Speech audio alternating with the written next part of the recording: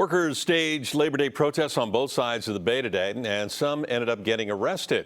Alan Martin is here with that story. Alan? Yeah, Ken, about 500 people marched down Powell Street, held a demonstration in front of the St. Francis Hotel in San Francisco, which is owned by Marriott.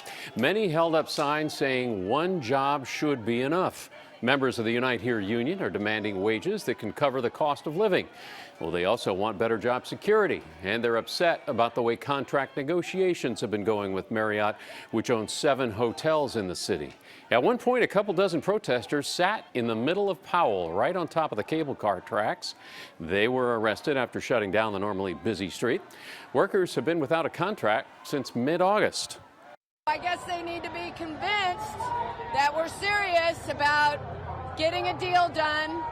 And if they don't want to work with us, then they want to be pushed. So, okay, San Francisco knows how to push a company to the bargaining table. Today, the same union held similar protests against Marriott in 7 other cities across the country. Marriott says in a statement, Marriott International has long-standing and productive relationships with Unite Here and is negotiating in good faith and in a timely fashion to obtain the best outcomes for our associates and guests. Now, today in Oakland, Kaiser healthcare workers held a Labor Day protest of their own.